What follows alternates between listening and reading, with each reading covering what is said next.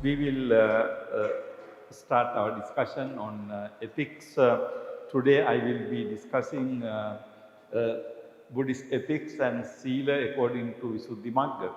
Now let me refresh your memory on our discussion on last week. Last week we were discussing again ethics, Sila, but we were looking at the Sila according to the discourses. Now, when we try to understand Sila in the broad context of ethics, I think I explained this to you earlier, but I will like to repeat it. Now, when we discuss ethics, actually basically we are discussing what is good and also what is right. Now, when we talk about what is good, that is one concept. And when we talk about what is right and wrong, that is another concept. But these two concepts are connected. When we say what is good and what is bad, now we are thinking of something much larger in our life. What is good? Now, according to Buddhism, we say that Nirvana is the highest good, right? Nirvana is the highest good.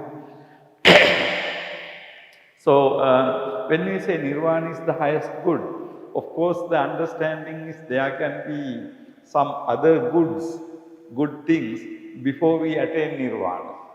But Nirvana is the highest good. So, interesting thing is good and right. What are the right things? Now, how do we determine what is the right thing? Now, one way to determine what is the right thing, in my last discussion, I showed you whatever that is relevant to attaining Nirvana is right. Okay? Now, this is how we come to discuss Sila in ethics. Now, important thing to notice is when we discuss ethics, we are also discussing what is good and also what is right. But you have to see that these two words are good and bad, right and wrong. They are connected together, but of course they have different meanings, important differences. So, in other words, we decide what is good to our life, and then we decide what is right and wrong accordingly. Now, for example, you are studying here. Why do you study here? We can answer, okay, we study here in order to get knowledge. So, which means that we think that knowledge is good, right? If knowledge is bad, we are not spending our life like this, right?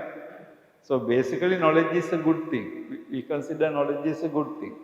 So, in order to get that good thing, we are doing something. Now, this is a behavior. You come here and you come to class and you sit here and you try to do study. So, this is a behavior. And then you ask questions and you answer. So, in other words, verbal behavior and physical behavior. So, you see something to be good, and in order to get that, you do something. Do you see the connection? So, we see something to be good, and we think Nirvana is the highest good. Then we do something to get that. Why do we live a Buddhist life? Because all Buddhists believe that Nirvana is the highest thing, highest good. So, Buddhists behave in a way that facilitate getting Nirvana. And why do you live as a Buddhist monk and nun? Same thing. We think Nirvana is the highest thing, so we try to do something in order to get that. So, in other words, we decide what is good for us, and then we do something in order to attain it. Okay, and then basically interesting thing is some people say that what is right and wrong is totally separate from what is good. So right and wrong is one thing and good is something different. But about that we can debate. But in Buddhism there is a very strong aspect. What we consider to be good is ultimately we look at the goal, ultimate goal. Now when we were discussing religion, we discussed, you remember, goal. That's what we want to achieve. Ultimate end. And then today in afternoon I will be discussing path. What do we do in order to achieve? So, this ethics and religion kind of go parallel here in our discussion. But anyhow, before going into Visuddhi Magga discussion, I wanted to make clear these two concepts. What is good and what is right. Okay? So, we consider something to be good and then we can decide our behavior accordingly. However, if what we consider to be good is not really good, then right and wrong becomes a problem. Suppose you think that your ultimate good thing is to be rich, and then what is the easiest way to get rich? You steal. Is that good? Is that right? No. Why it is not right? Although our goal is to get rich, we do something wrong. Because there is a problem with the goal. Actually, to be rich is not a bad goal. But of course people can be rich by doing bad things. But to attain nirvana is a good thing because nirvana is a good thing. So you can't attain nirvana by doing wrong things, by doing things which are harmful to people. But getting rich is a different thing. If you want to get rich, you can steal and become rich. But then stealing things of other people is not good. So first I said to you, when we study ethics, actually we have to think about these problems. First I said that we think what is right and wrong according to the goal. But nirvana is ethically good goal. No lobha, no dosa, no moha. So nirvana is good. So in order to get that good thing, we do the naturally good behavior. So that is the right behavior. But we cannot conclude that every time we can decide what is right and wrong according to our goal. Because if your goal is a problematic goal, because getting rich is, neither good, no bad. You can get rich by doing bad things and you can get rich by doing good things. In fact, you can get rich by doing bad things quickly. So that is why in the society, people do all kinds of wrong things in order to get rich, because you can get quickly. If you do good things and try to become rich, it can take long time. But sometimes, people do wrong things and, they become so rich. So you see, this is a problem here.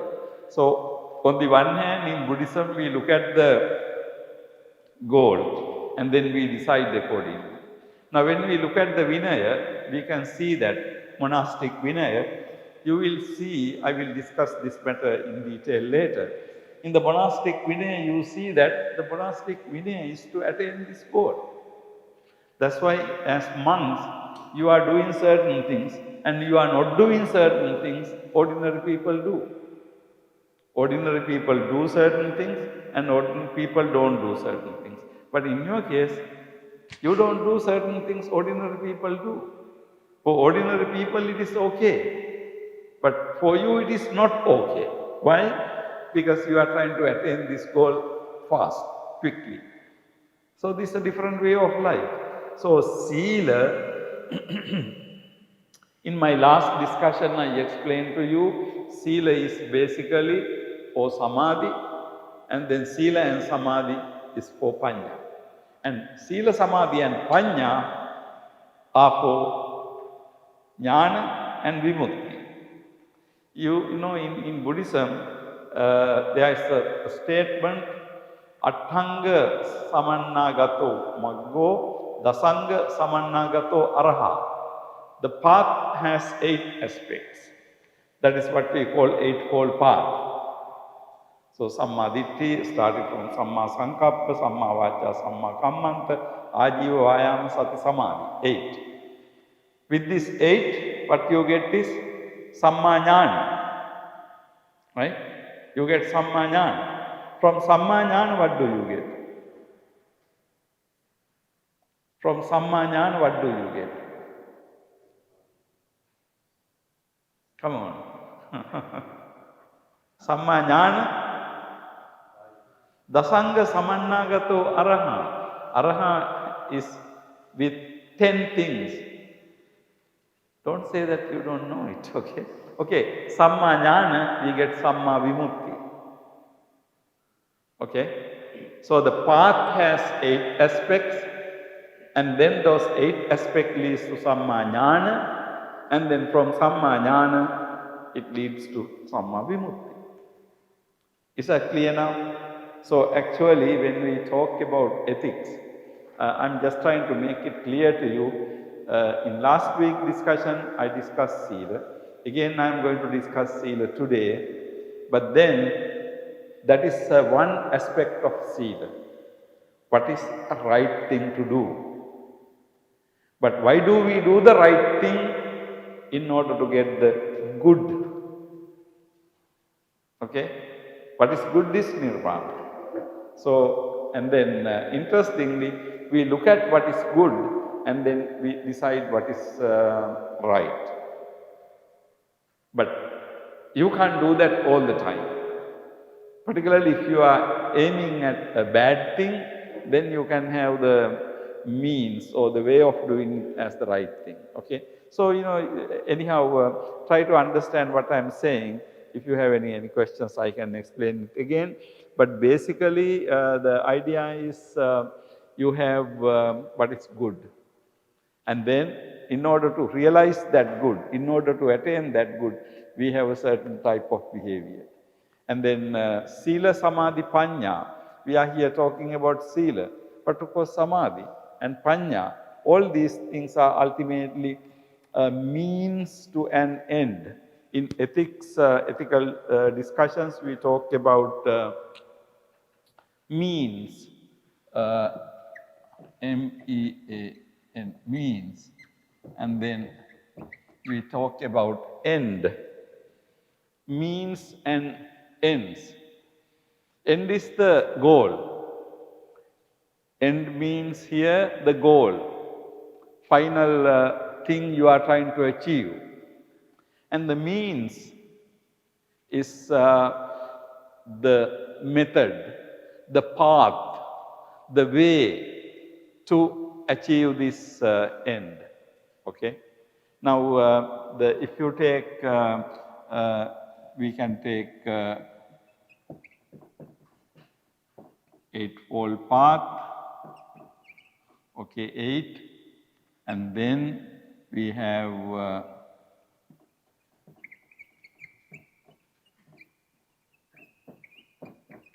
Samma Jnana, and then from that we have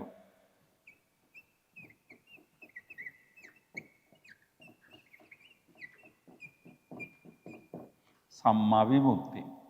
So, this 8 leads to knowledge, and then knowledge leads to liberation. Okay? Now, you see, if you look at means and ends, this eightfold path is a means to get knowledge.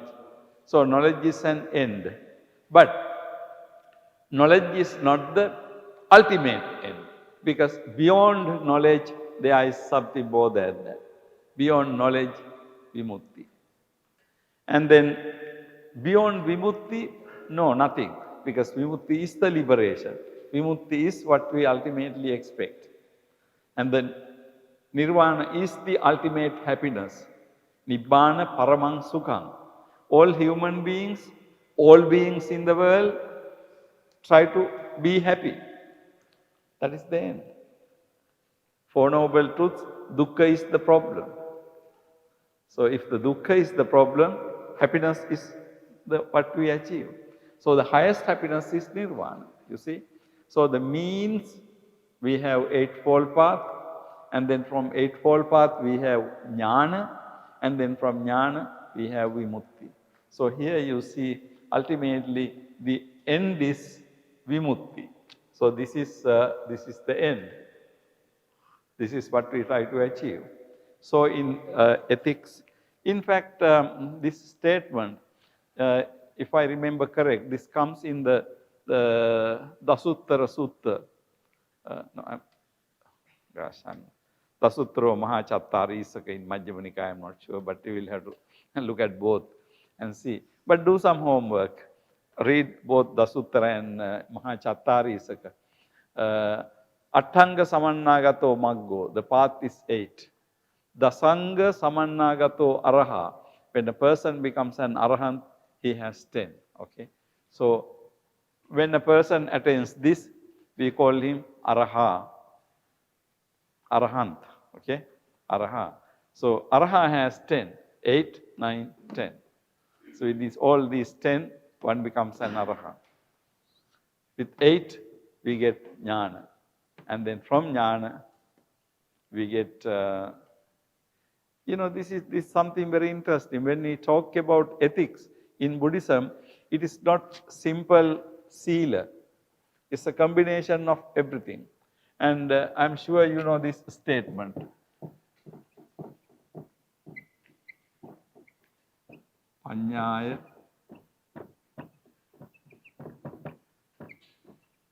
Visva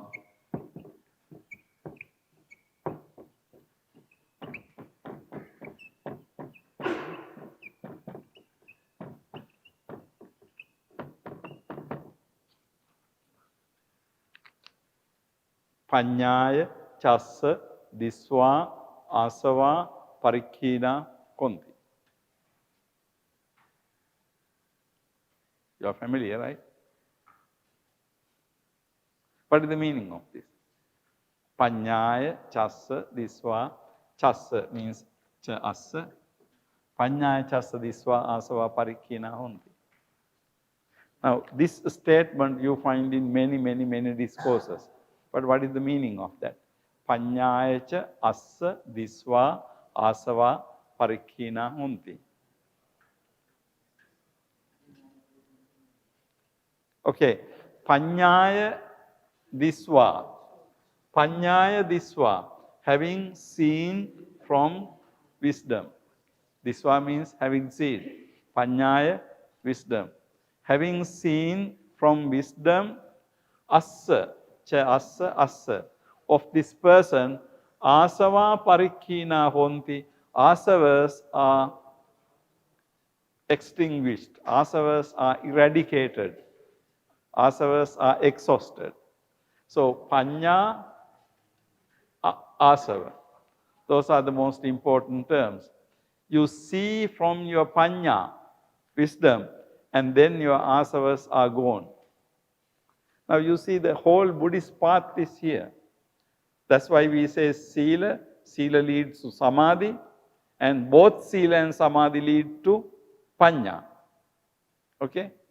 And then all three, panya leads to jnana, and then jnana leads to the vimukti. So it is something like this. We have sila, and then we have sila samadhi, and then we have sila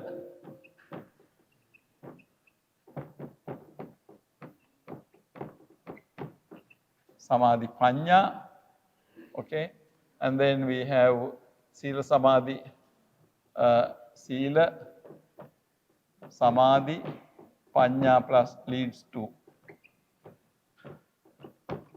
jnana, and then we have jnana leading to vimukti, okay. Sila, sila plus samadhi plus panya, sila plus samadhi plus panya plus jnana, jnana Nirvana. Now, when we discuss Buddhist ethics, actually we are discussing this whole thing. Okay, not only Sila. Ultimately includes Vimutti. Vimutti means Nibbana. Why Nibbana? That is the goal. That is the highest good. That is the most happy state. So we try to achieve that state. So this is just the connection, okay? I mean, we are talking about here Sila very much. But of course, Sila and Samadhi, you can't separate. And then Sila, Samadhi and Panya, all three together, you cannot separate. And then Sila, Samadhi, Panya together leads to Jnana, number 9 here. And then ultimately, all three lead to Vimutti. So here we have 8, 9, and then we have 10. So this is what is called Dasanga Samannagato Araha. Araha has 10 aspects. Dasanga Samannagato Araha. So your asavas are exhausted, having seen through wisdom, and then what happens is you become liberated, you become free. You know, this is the whole thing, okay? So this is, now we will get back to this. In Buddhist ethics, we are discussing Sila according to the Visuddhimagga. So in my last week discussion, I showed you how Sila is, the connected, to Sila, Samadhi, Panya, and this aspect.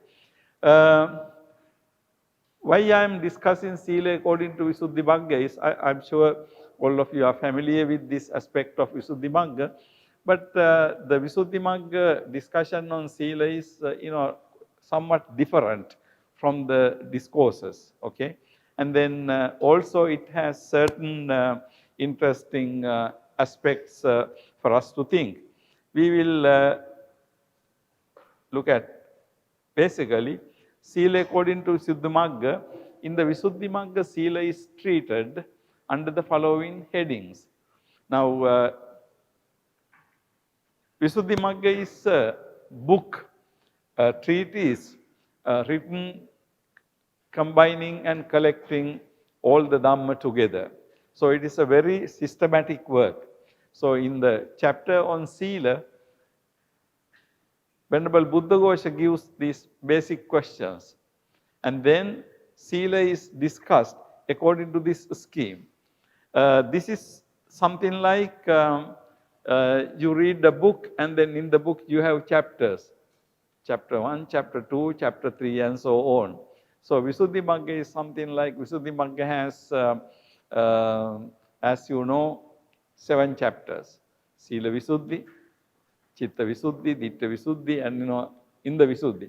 But within Visuddhi, Visuddhi are put in the framework of Sila, Samadhi, Panya.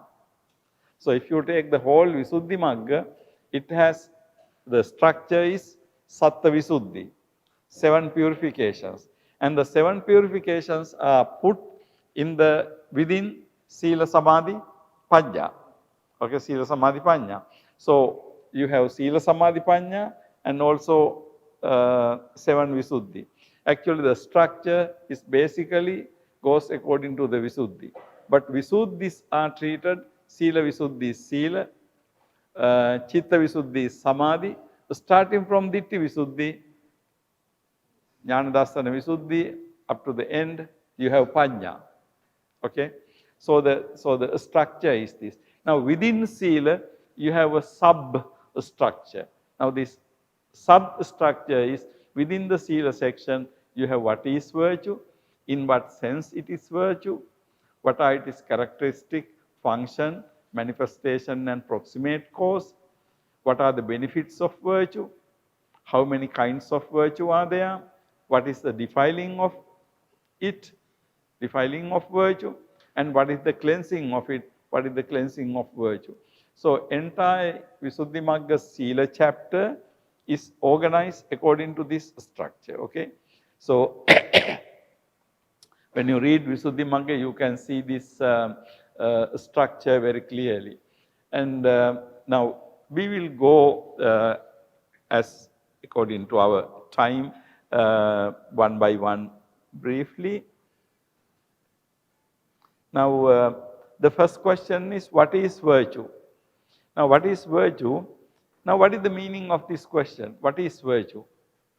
It is interesting, when we discussed Sila in the discourses last week, in the discourses, Buddha never tried to define a concept.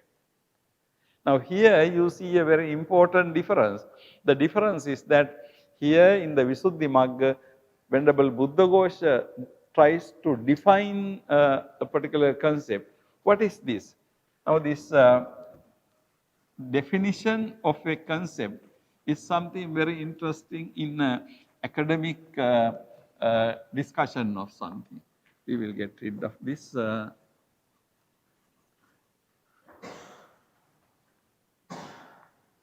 Okay.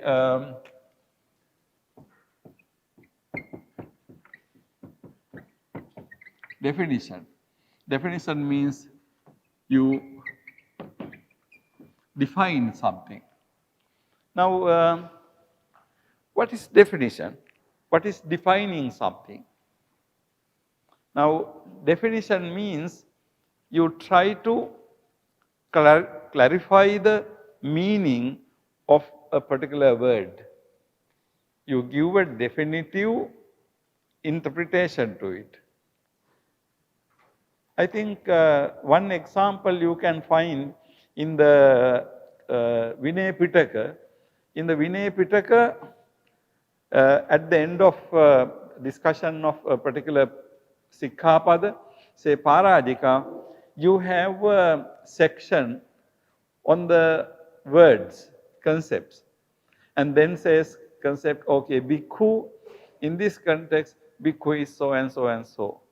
So like that, you have terms are defined. In the Vinaya, you can see that very clearly. But in the suttas, you don't see this. But when you go to Abhidhamma, again you can see in the Abhidhamma definition of terms. Okay? So usually you define a term, or you can say you define a concept. So definitions, you don't define things. Usually definition comes from word. So you define a word.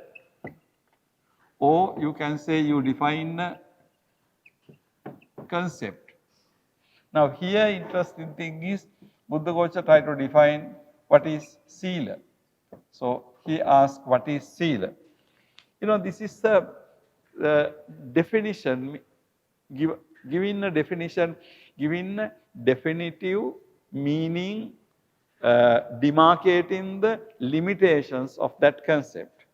Okay, you can use this concept in this sense. So that is the definition. So in the Visuddhimagga, you can see Buddhaghosa starts defining the term. Now this is something very important in any academic discussion. Okay, whenever, not only when we discuss Sila, in any academic discussion, defining a concept is a very important thing, because you have to define what you mean by that. I mean, certain things are clear, but still it is very important to exactly determine in what sense are you using the term. Now, Vinaya is a good example. If you want to know more about it, go to the Vinaya Pitaka, and in the Vinaya Pitaka you have at the end of, say, first Parajika, second Parajika account, you can see the terms have been defined. It says what it means to say Parajiko, what it means to say bhikkhu, and all the important terms are defined. Now this definition, defining thing is even today very important thing in legal things. When you go to courts, when you do things with law. Now, in a way, Buddhist Vinaya is the Buddhist law. In the Buddhist law, it is very important that in what sense you are using we need to know that. But in the discourses, we don't find definitions. So in our last week discussion on Sila, we did not have any definition of Sila. But here, today we have definition of Sila. Okay, so what is the definition of Sila according to Buddha Ghosha? It is the states beginning with volition, Chetana, present in one who abstains from killing living things, etc. In one who fulfills the practice of duties. Now, if you look at carefully, now here Sila is defined with words volition. So, Sila is volition. Pali word for this is Chetana, volition. Present in one who abstains from killing, abstains, virati, or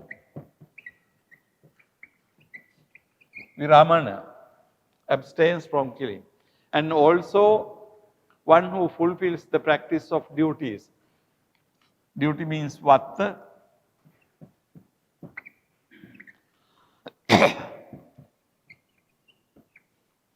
Purentassa, pureti.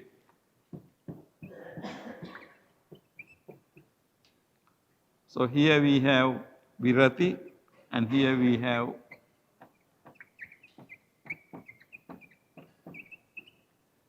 samadhana. Now, when you look at this definition, Sila has been defined as, it is the states beginning with volition. Chetanadeo Dhamma, state means Dhamma.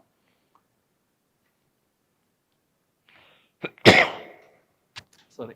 Pānāti pātādihi vā viramantassa, vattapativattang vā pūrentassa, uppanna chetanadeo dhamma silang nama. Now this is Visuddhimagga definition. Pānāti pātādihi vā viramantassa, when you abstain from killing. Vattapativattang vā pūrentassa, when you perform your duties. Uppanna chetanadeo dhamma. Dhamma means aspects of mind. So the chetana. Now, you know, this definition is very interesting. Basically, usually what we consider to be Sila is Samma Vacha, Samma Kammanta, Samma Ajiva. Now, Samma Vacha is word. Samma Ajiva and Samma Kammanta is action. So, usually Sila is defined as verbal and physical behavior. Sila pertains to verbal, what we talk, and also physical, what we do. Now that is basically the Sila. Okay? But look at the definition here. Here the definition, the important thing is volition, Chetana. When you have the Chetana. Now in other words, Sila according to Buddha Ghosha is basically a psychological thing. What do you mean by that? Psychological thing means without connection with your mind, without thinking, without volition, you can't do anything, right? Now, karma has been defined as Chetana ahang bhikkhave kammang vadami. Kamma is Chetana. Chetana is volition.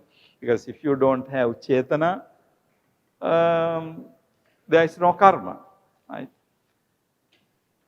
You have to have Chetana to do that particular thing. Now I pass you and my hand touches you, but I don't have intention to hit you. But I can intentionally hit you, or accidentally without intention, my hand can touch your body. But the two are, in the second thing, if I did not have an intention, then I have not done anything wrong. So the Chetana. Now here the interesting thing is, although Sila is generally understood as physical and verbal behavior, here in the definition, important thing is it is the states beginning with volition, Chetana Deo Dhamma. So the Sila has been defined as Chetana. For this is said in the Patisabhida, what is virtue? There is virtue as volition, virtue as consciousness concomitant, virtue as restraint, and virtue as non-transgression. In fact, these words I am getting from Venerable Jnanamoli's English translation, Path of Purification. So if you want to read it, you can read the English translation in Venerable Jnanamoli's book. So in addition to defining virtue as volition, it says, it refers to Patisambhida Magga. In the Patisambhida, virtue is defined. What is virtue? Virtue as volition. So Chetana is virtue. Virtue as consciousness concomitant. Consciousness concomitant means Chetasika. Virtue as restraint, Sangvara. Virtue as non-transgression, Avitikkama. Non-transgression, Vitikkama, Avitikkama. So these four terms, virtue as volition. So in other words, when you say Sila, Sila means Chetana, volition. Virtue as conscious concomitant, Chetasika. Virtue as restraint, Sangvara. Virtue as non-transgression, Avitikkama. These are the basic concepts associated with virtue according to the Patisambhida Magga. Now, here interesting thing is Buddhaghosa defines virtue as volition, Chetana. Chetana associated with Samadhana and Virati. When you do something, you have Chetana. And then when you abstain from something, you have Chetana. So basically that Chetana. But then according to Patisambhida Magga, it's not only Chetana. Because in the Pali it says, Chetana Adayo Dhamma, Chetana Adi, etc. So Chetana Adi means Chetasika and Sangvara and Avitikkama, non-transgression. So basically, non-transgression means you don't violate certain precepts. So not violating a precept is non-transgression. Restraint means you don't do certain things. Physical restraint, verbal restraint, mental restraint. So that is Sangvara.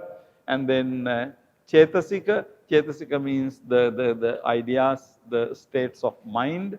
And then volition is Chetana. Basically, that is the idea. So here, the Buddhaghosa defines the concept of virtue as Chetana. And then we will move on to the second one. In what sense it is virtue? It is virtue in the sense of composing. Silana or Silana. Now, Sila has been described as Silana. What is the meaning of Sila? Silana. So it is described with another word. Now, Silana is another act. Silana. Sila is a noun. Silana is also a noun, but Silana refers to an act. Silana means composing. Composing means you become composed, means you become calm. That is the meaning of composing. Okay. So Silana is composing, or you can say composure. It is virtue in the sense of composing. Sila, now in what sense? Why Sila is called Sila? In other words, the second question is, why Sila is called Sila? I mean, for any noun we can ask this question. Why Manusa is called Manusa? So then you have to define, okay, Manusa means Mana Ussa or whatever. Why Deva is called Deva?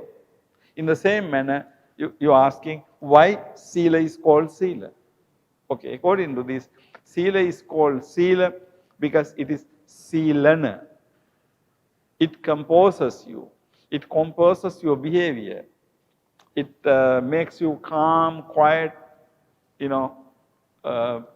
very composed person. So, in what sense it is virtue? It's virtue in the sense of Silana.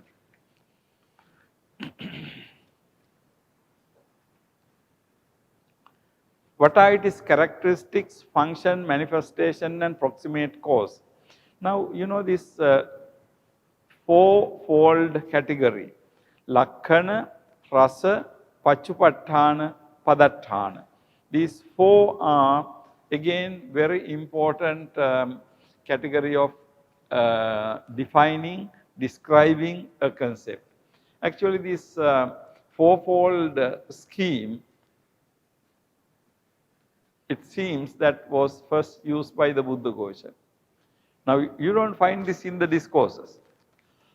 Of course, the word lakkhana, other concepts are also there, but as a scheme. Now, if you look at Buddha Ghosha's Visuddhimagga or any other commentary, you can see that many concepts are being defined: lakkhana, rasa, pachupatthana, padatthana. So, these four characteristics: lakkhana, rasa. The characteristic is lakkhana. So, the characteristic of sila is composing, silana. It is function, lakkhana, rasa. Actually, rasa generally means taste. But here in this context, rasa doesn't mean taste, rasa means function. Okay. So, the number one is what is the characteristic, and then number two is rasa, function. It says that it has a double sense: action to stop misconduct, then achievement as the quality of blamelessness. And then we have, it is proximate cause, padatthana, lakkhana, rasa. Actually, this is, I put it in the Visuddhimagga, puts in the order is changed there. The lakkhana, rasa, pachupatthana, manifestation. How do you see pachupatthana manifestation means, how do you see whether a person has sila? That is a manifestation. And then proximate cause means what is the closest thing to sila? Padatthana, conscience and shame, ottappa and hiri. In fact, if you look at this classification carefully, you can see that it covers the very important four aspects of any concept. Now, if you want to understand any concept, you can ask, what is the lakkhana? What is the characteristic of it? So, the answer to that question is lakkhana is composing, silana is the lakkhana. So, the characteristic is composing. And then what is the function? What does it do? So, what does it do? It does two things according to this. One is action to stop misconduct. That is virati. So, the sila stops misconduct. And then achievement, sampatti, means quality of blamelessness.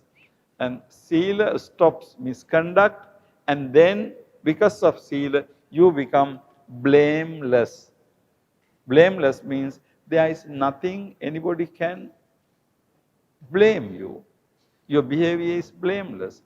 If your word is okay, good, if your physical behavior is good, nobody can blame you. Okay? Nobody can see any problem with you. So, the physical and verbal behavior.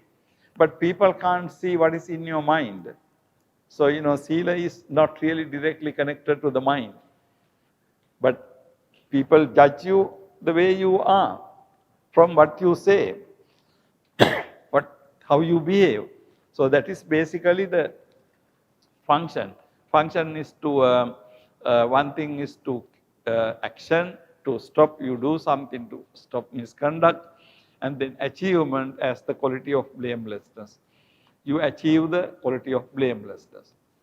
Okay, the proximate cause, padatthana, are conscious and shame, ottappa and hiri. Hiri, ottappa. Here it is given in the order of ottappa and hiri.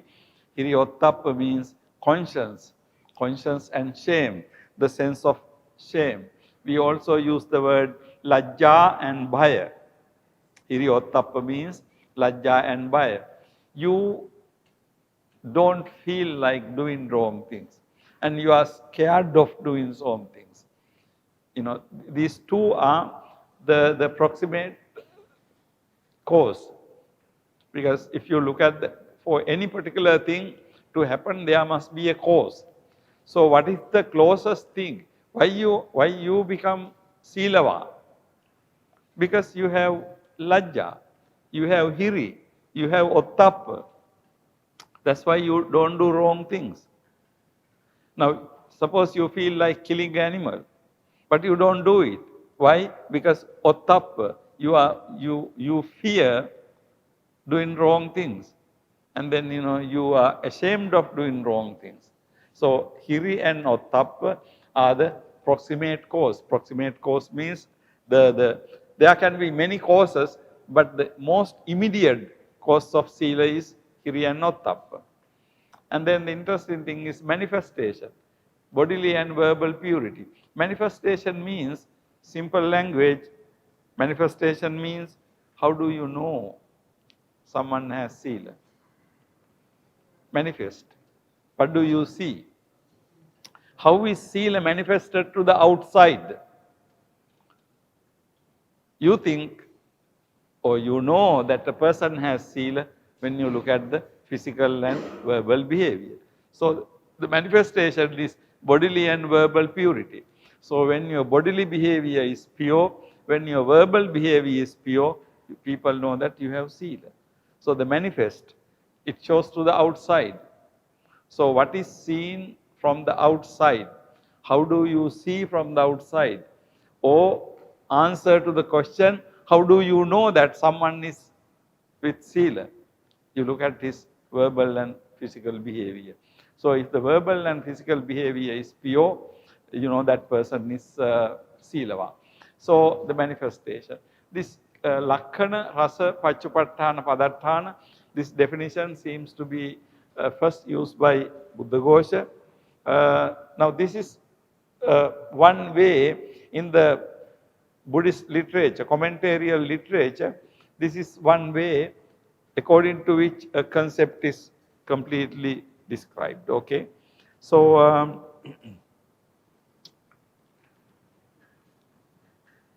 what are the benefits of virtue?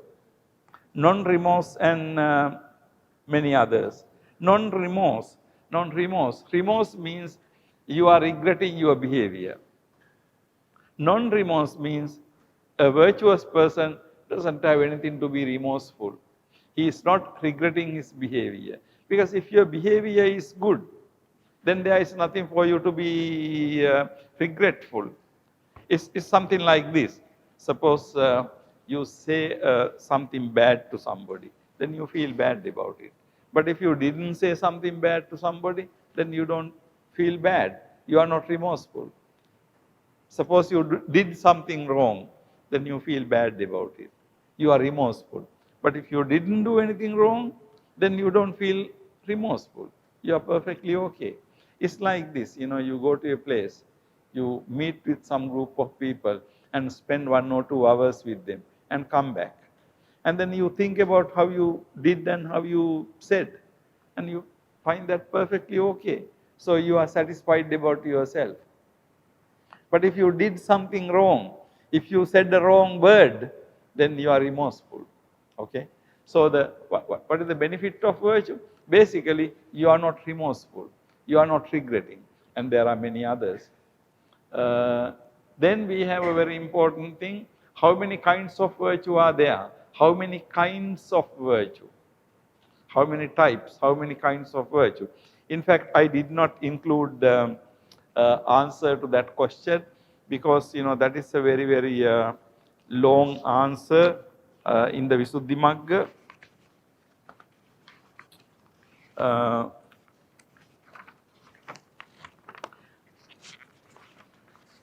Actually, I'm not going to discuss all how many kinds of virtue are there because there is a very long discussion in the Visuddhimagga.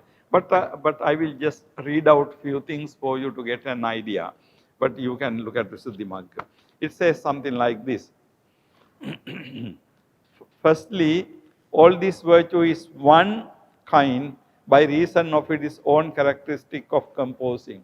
So Buddhaghosa start. Sila is one-fold, one, because it is silana.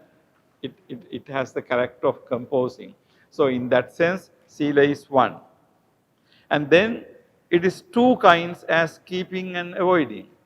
And then it is two, keeping and avoiding. Keeping means sampatti or samadhana. Avoiding means virati. So it is one-fold by silana. It is two-fold by keeping and avoiding. Likewise, as that of good behavior and that of beginning of the life of purity. So that is actually Adi Brahmacharyaka and Abhi Samacharika. You know that Sila. Abhi Samacharika Sila is basically the good behavior. Adi Brahmacharyaka Sila means Patimokha Sila. Right? So, Abhi Samacharika, Adi Brahmacharyaka. You know that distinction, right? When you go to the Vinaya, actually Abhi Samacharika Sila is included in the Vinaya in which books? Chullavarga Mahavagga Pāli contain Abhi Samacharika Sila. Parajika Pāli and Pāchitya Pāli contain Adi Brahmacharya Sila. Okay. Now in the Vinaya Pitaka you have Chullavarga Mahavagga.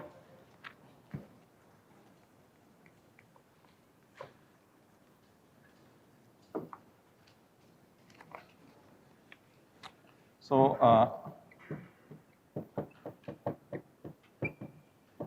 Parajika Pāli, Pāchitya Pāli, these two is what is called Adi Brahma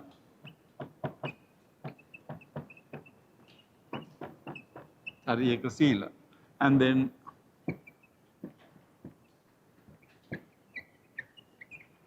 Chullavarga Pāli,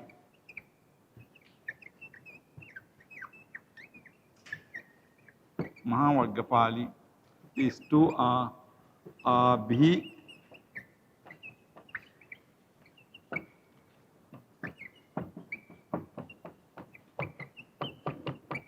Samacharika Sila. So, according to Buddha Ghosha, Sila is twofold. Abhi Samacharika Sila and Adi Brahmacharika Sila and Abhi Samacharika.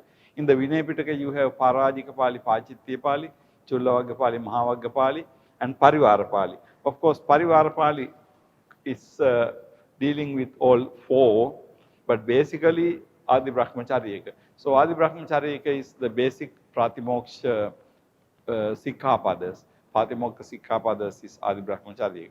Abhi Samachara. Abhi Samachara. Samachara means Sang Achara. Sang means good, Achara means behavior. So the things related to the good behavior. Now what are the things related to the good behavior? In the monastic Vinaya, Sekhya, Pāchitya, all these things are things related to the good behavior. Okay. So likewise, good behavior, abstinence and non-abstinence, dependent and independent, temporary and lifelong, limited and unlimited, mundane and supramundane, loki and lokuttara. Three kinds: inferior, medium, and superior. Hina, Madhyama, Panita. So in the Visuddhimagga,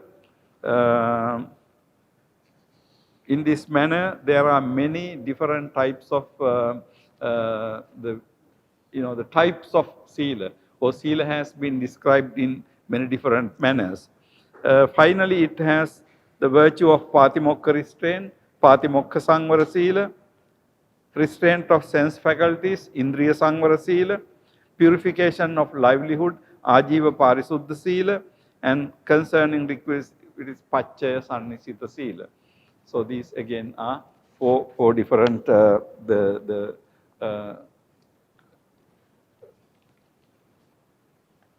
types of sila described in now. One thing very important when you look at Visuddhimagga account of sila is that Visuddhimagga account is basically related to the Buddhist monastic tradition. Visuddhimagga doesn't discuss in the sila lay or Gahatha sila. The Visuddhimagga discusses only the Pabbajita sila. In other words, Visuddhimagga discussion is basically for the sila that is pertaining to the Buddhist monastic tradition, bhikkhus and bhikkhunis. Okay, so that is why basically you have this fourfold Sila, Patimokha Sangvara Sila. Patimokha Sangvara Sila means the Sila pertaining to the Patimokha rules. Indriya Sangvara Sila. Indriya Sangvara Sila means how to restrain the faculties. Chakku, Sota, Ghana, Jivha, Kaya, Mana. So how to restrain the faculties. Indriya Sangvara Sila. And then Ajiva Parisuddha Sila. Ajiva Parisuddha means livelihood. How do you earn your living? So that is Ajiva Parisuddhi Sila. And that concerning requisite. Pachaya Sannisita Sila. How are you going to use your requisite? Chivara, Pindapata, Senasana, Gilana Pachaya. Okay, so these are basically the different types of Sila. Actually, there is this whole list of this Sila. I'm not going to discuss with you this whole list, but you can have a look at it. And then also it discusses what is the defiling of it and what is the cleansing of it. How your Sila gets defiled and how your Sila gets cleansed. Now, Sila basically is behavior. So, if your behavior becomes polluted with wrong things, then say for example, if the monastic behavior, if your Sila is not really well preserved, precepts, Sikkhapadas are violated, then it becomes defiled. It becomes impure, right? So the behavior can be impure. There can be a situation like you observe the Pratimoksha Sila, but you do wrong things when you try to get receive your requisites. Maybe you get attached to families so much, things like that. So there can be many ways of defiling the Sila, and also what is the cleansing of it is how do you purify your Sila. Actually, you purify according to Visuddhi Magga your Sila by observing all the precepts in the proper manner, then you purify your Sila. In other words, it's like this. Verbal and physical behavior, certain aspects can be good and certain aspects can be bad. So any ordinary person's morality, Sila, cannot be 100% good. So in some sense you are good, but in other sense, your behavior can be bad. So what it ultimately means is, ultimately you really have to be, perfect in your Sila. But perfect Sila belongs to the Arahant, right? Any person before that is, the not completely, the completely, the good, or nobody is perfect in that sense. Okay, basically what I wanted to show you in this discussion is how the Sila according to the Visuddhi Magga. Now, Sila according to Visuddhi Magga, you can see it is the way it has been treated is very different. Different in the sense it has been dealt with in a methodical manner, starting from defining and then ultimately capturing the entirety of the monastic life. Now, when we look at the Sila, in general in Buddhism, Sila is not only the monastic Sila. Sila is also lay, householder's Sila, Gahatta Sila and Pabbajata Sila. Now, in the Visuddhi Magga, an important character is Visuddhi Magga doesn't deal with lay people. Actually, Visuddhi Magga is not meant for lay people. We know that the Visuddhi purification is common to both monastic and lay people. But if you take Visuddhi Magga as a work, Visuddhi Magga is not dealing with lay people. So what is really relevant in the Visuddhi Magga, particularly when you look at the Sila in the Visuddhi Magga, you can see that Visuddhi Magga doesn't deal with lay people's Sila. It is basically the monastic Sila. However, although Visuddhi Magga does not discuss the lay Sila here, when we look at the ordinary lay people's society, we know that lay people have Pancha Sila, 5 precepts. And then some higher precepts lay people observe when on the full moon day or certain religious days or during certain particular seasons lay people observe. But important thing is when you look at the lay people's sila, something very, very important is actually lay people's sila is not only for the Buddhist lay people. Lay people's sila is for any lay person in the world. So the difference is the sila described in the Visuddhimagga is basically for the Buddhist monks and nuns. Okay? But sila, if you take as Gahatta sila and Pabbajita sila, Gahatta sila is not only for the Buddhist Gahattas, Buddhist lay people, Gahatta sila is basically for all the Gahattas. Okay? So that's the important point. Now, when you look at the each of Gahatta sila, you can see that they have really no any kind of limitation. When you say Panatipata Veramani Sikkhapadan Samadhiyami, not killing life. Now, whether you are Buddhist or not, whether you are following any other religion, whatever your religion or whatever your religious affiliation, not killing is a universal principle. Okay? Not killing is applicable to everywhere in the world. But in some areas, in some places, people are used to kill.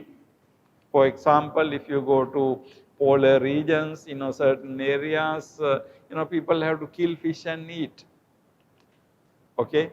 But on the other hand, if you take certain fundamental characteristics of human life or any life, you see that any being loves his or her life most. So the self-love is the most important thing. And people do anything to preserve the life. Nobody wants to be killed. Now that is a universal nature. That's a universal nature. When you say universal, it is common to all beings, not only human beings. Okay?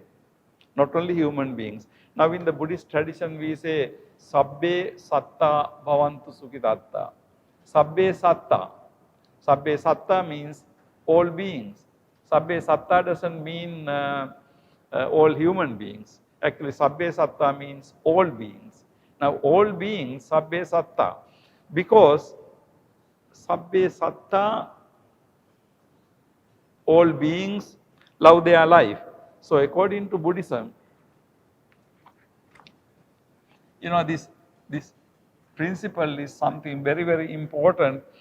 When we talk about the lay precepts are basically based on universal things. Now, this is very important thing. Now, if you think, what is the basis of first precept? Buddhist discourses say that all beings are Sukhakama, Dukkha,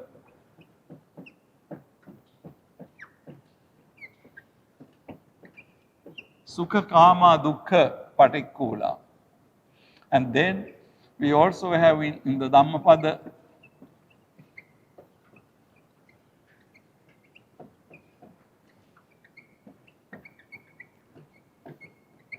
Sabbeta Santi Dandasa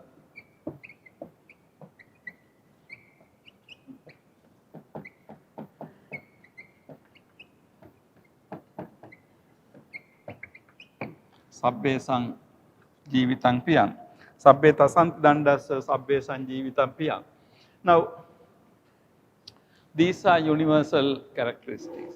These are given as universal characteristics. Sabbeta Santi. Now, Sukhakama Dukkha Patikula. All beings Sukhakama. All beings like happiness. Sukha-kama.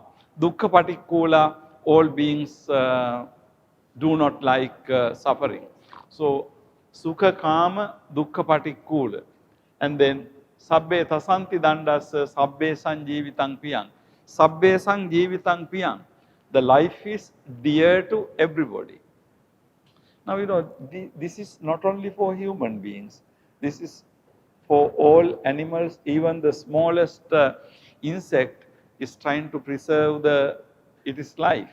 So now these are the basis really, the why we should not kill.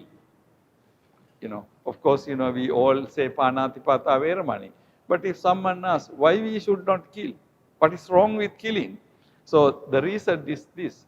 And then also further Buddha says that if life is dear to everybody, if life is dear to you, don't kill any other person whose life is equally dear to that person. Tasma nahingse parang attakamu. So this is the third one. Tasma nahingse parang attakamu. Tasma nahingse parang attakamu. Tasma nahingse parang attakamu. Parang means other. Attakamu. Because you like to preserve your life. If you like to preserve your life, you must not kill anybody who likes to preserve his or her own life. Now, what I am trying to show you here is this. When you look at the Buddhist Sila, particularly when you look at the lay Sila, Gahatta Sila is actually universal. The difference is the monastic Sila is basically for the bhikkhus and bhikkhunis. If you are not a bhikkhu or if you are not a bhikkhuni, that monastic Sila is not applicable. Okay? So monastic Sila is limited in that sense because it is for a particular group of people, monastic Sila. But if you look at lay Sila, when you say Panatipata Veramani, it is common to everybody. Okay? But the interesting thing is Panatipata Veramani is not only for the lay people, everybody. Now when we say it is for everybody, it also includes bhikkhus and bhikkhunis. Right? Because if the sila is for everybody, then everybody includes bhikkhus and bhikkhunis. So you can see the pancha sila is for, we can say, everybody, including bhikkhus and bhikkhunis. Right? But bhikkhus and bhikkhunis has certain other sila in addition to pancha sila. But of course, we know that when it comes to third precept, for the lay people, it is kamesu michachara veramani. For the monastic society, it is abrahmacharya veramani. So there is a difference, distinction there. But apart from that, the 5 precepts are common to everybody. Because 5 precepts try to capture the universal things which are common to entire human society, entire society. So the first precept, do not kill, is something universal. Now look at the second. Second is adinna dana. You don't take what is not given to you. You don't take what does not properly belong to you. Now that's again is universal. Nobody likes to lose their things, right? Nobody. Everybody likes their things. Nobody wants to lose it. So you don't like if somebody steal your things. So Buddha says, in that sense, don't steal other people's things. So again, you can see the criterion is if you don't like it, if you don't want others to do it to you, you don't do it to others. Right? You don't want others to do it to you, that you don't do to others. The stealing is something like that. So everybody likes one's own property. Everybody wants to protect one's own property. If that is the case, nobody wants to lose anything. So, And then Abrahmacharya and Kamesu Michachara, there is a distinction. Abrahmacharya means you completely refrain from sexual life. Kamesu Vichachara means you refrain from wrong behavior. So which indicates that right behavior is okay for the lay people. That's the distinction. Then you take again Musavada. Now again Musavada, telling untruth or telling lies, is again very important. We can consider to be a universal principle, because again, nobody wants to tell lies. But people tell lies depending on situations, to get things done and, for various reasons. But telling lies is, not a good thing. So telling truth is the right thing. Okay, so you can see killing, stealing, telling lies. These three things. And then fifth one, Suramire, Manchapama, Dattana, Veramani, intoxicating. Now, intoxicating is actually not like killing.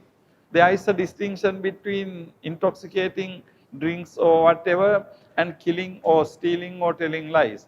Now, simple taking intoxicating drinks, you can say that it is not really something like papa, like killing. But then why it is included? Actually, it is included because when you are intoxicated, you can do killing, you can do stealing, you can do sexual misconduct, and you can tell lies. So the intoxication causes doing all the other wrong things, okay? Now that is why intoxication is wrong. Otherwise, somebody can say, if you take a drink and you go and sleep, so what is wrong with that? Don't do that. But what I am saying is, it is not like killing a person. It's not like killing a person. But we know that it is wrong thing because it can be the cause of all the other wrong things. Okay, that is why. So now if you take these 5 precepts, you can see that the householders' precepts are basically for all lay people. It is universal. Now this shows a very interesting and important aspect of Buddhist Sila. Actually, my discussion on Sila, I am going to conclude with this discussion. So basically, Sila is the idea that your behavior. As I said at the beginning, you shape your behavior according to your ultimate goal.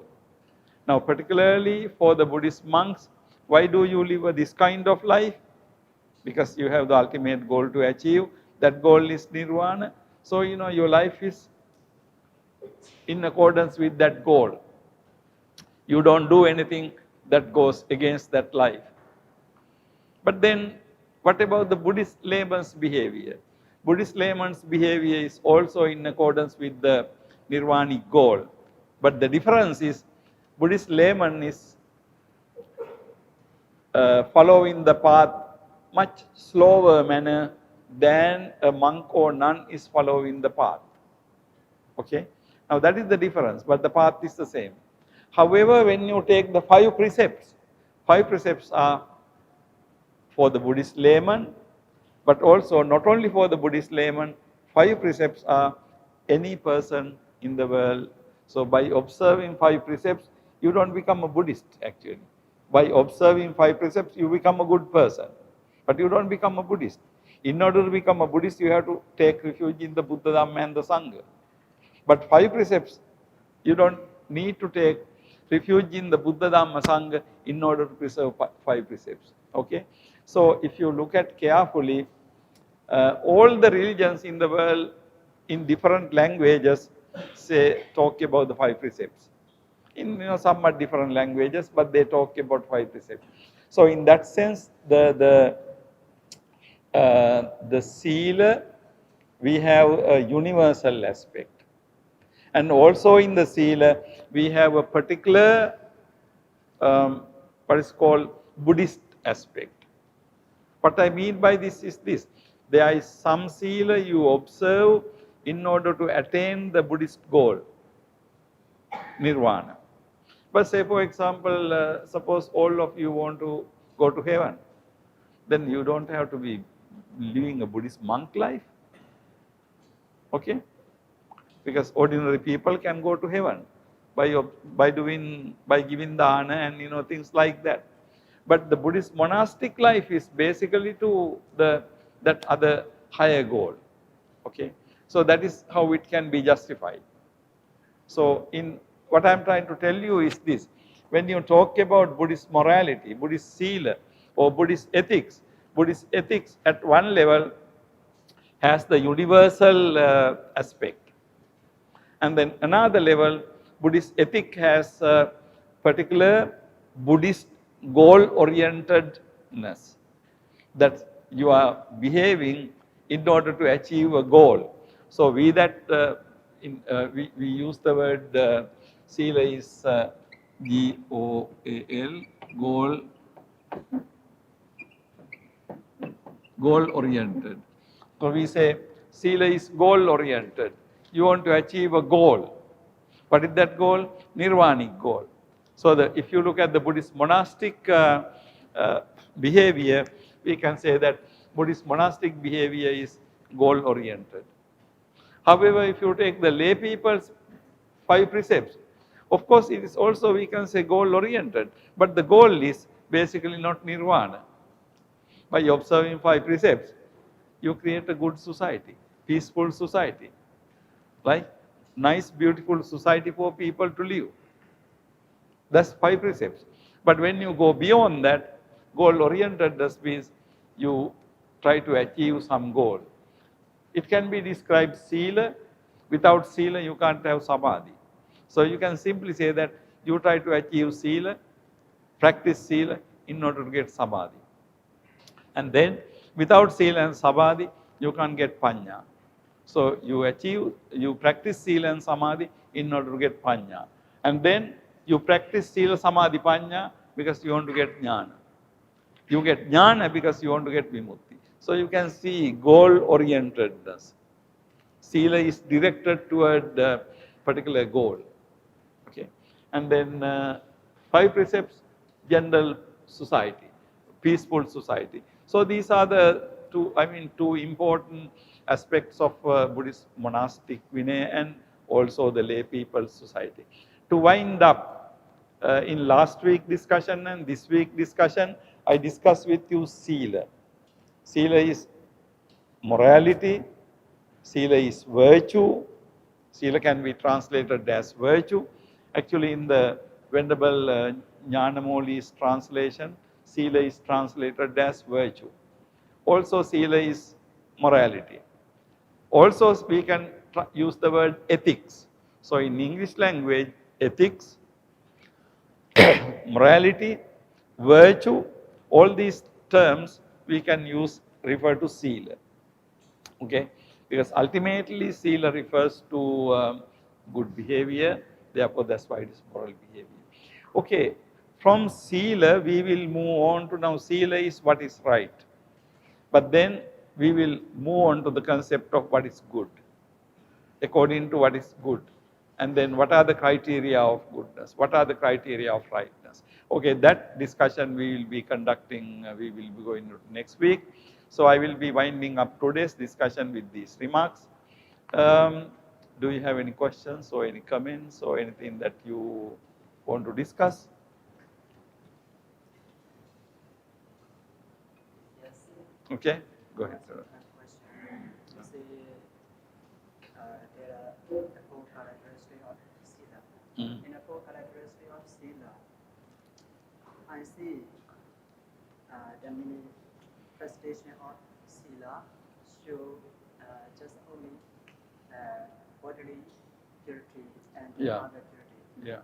But this does not show mental purity. Mental purity, yeah. So your question is how bodily and verbal purity is connected to mental purity? Yeah. Reverend, that's it's a good question. Actually, Sila is defined basically as external behavior. But how Chetana is now, in the Visuddhimagga, Buddha goes, defines virtue or Sila as Chetana. Because ultimately, without Chetana, actions don't happen. For any action to happen, there must be a particular Chetana. If there is no Chetana, then what we have is happening. Actually, we can have two things. We can have actions, and then there are what is called happenings. Now, the distinction is we call something to be action when there is Chetana. But happening is things happen accidentally. Nobody is responsible. Wind blows and then the windows get slammed. Nobody is doing those things. So those are happenings, but these are actions. Now, verbal and physical things become actions only when there is Chetana. So in that sense, without Chetana, we can say there is no Sila. However, when we look at the behavior, Sila basically is about what we outside see, manifestation. Sila cannot say much about your thought. When you are sitting like this, very calm and quiet, we can say you have Sila. But what is going on in your mind may be very bad, but nobody knows it. So Sila can be decided only on behavior. Now that is why Sila is concerned about behavior. Now, of course, behavior ultimately depends on the Chetana. But if you don't behave, now for example, I like to say a lie. But if you don't say a lie, you are not a liar. But in your mind, you want to say a lie. In your mind, you want to kill somebody. But if you don't kill it, then you have not violated. So the mind and at one level, mind and behavior are separated. Sila is that level. But ultimately, for something to be Sila, mind has to come in. In other words, we can say without mind's association, something doesn't become a Sila. But with only mind's association, also something doesn't become Sila unless you behave. I mean, you have to do, you have to say, you have to do, then only Sila comes. So, how to explain the connection? At one level, without Chetana, nothing is an action. But only with Chetana, if you did not do, if you did not have action, then it is not complete. So that is why Sila is concerned what is outside. Now, like you take monastic Vinay, Parajika or anything, like you have to do it. Otherwise, you are not guilty of anything. You feel like stealing, but you don't steal, then you are not Parajika. But in your mind, because it's very difficult to control our mind. We get ideas in our mind. So how can you do anything? So the mind is a different thing. So anyhow, my answer to your question is, without Chetana, behavior doesn't become Sila. But only with Chetana, also behavior is not Sila. You have to really behave, okay? So the connection goes in both ways. Hope I answered your question, but any other question? Yes, sir. Without Sila, we cannot get money. Without the money, we cannot get money. What is money? But money is Nika. You mean Samadhi? Are you referring to Samadhi? Yes. Okay. We need money. We want to need Kanika. You mean Kanika means instantaneous, right? What is the other one? Khanika or jhana. Actually, Reverend, yeah, thank you. You know, this samadhi and jhana, they are connected, but there is a difference. When you say jhana, patama, dutiya, tatiya, chatutta, jhana means particular states. You are in the jhana. You are in the first jhana, second jhana, third or fourth jhana, within a limited period. But samadhi means not like that. Samadhi means something you have constantly. Okay? Although it is said khanika samadhi, samadhi means basically the distinction between samadhi and jhana. Jhana, you enter into a jhana, from 10:15 to 10:30 you are in the jhana. But in order to enter jhana, you have to have samadhi. You see the difference?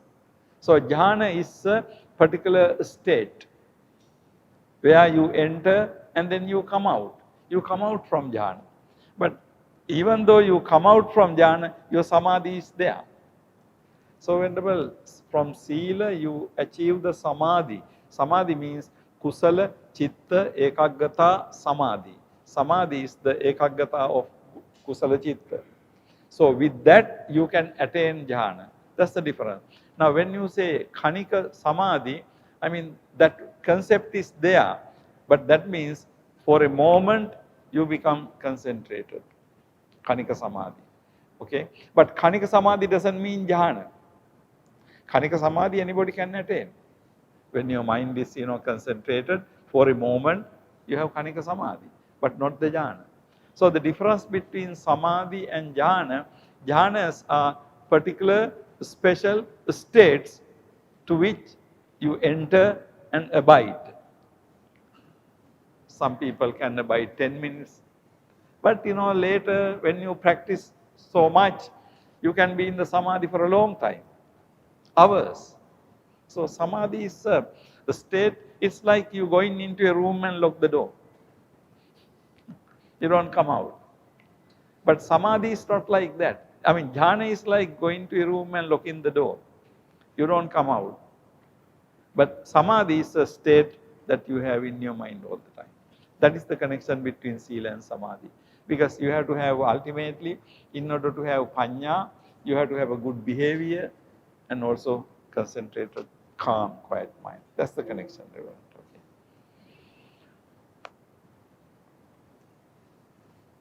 Okay, maybe time is 11, so we will wind up for discussion for today. And in the afternoon session, we will be discussing world religions. So thank you very much.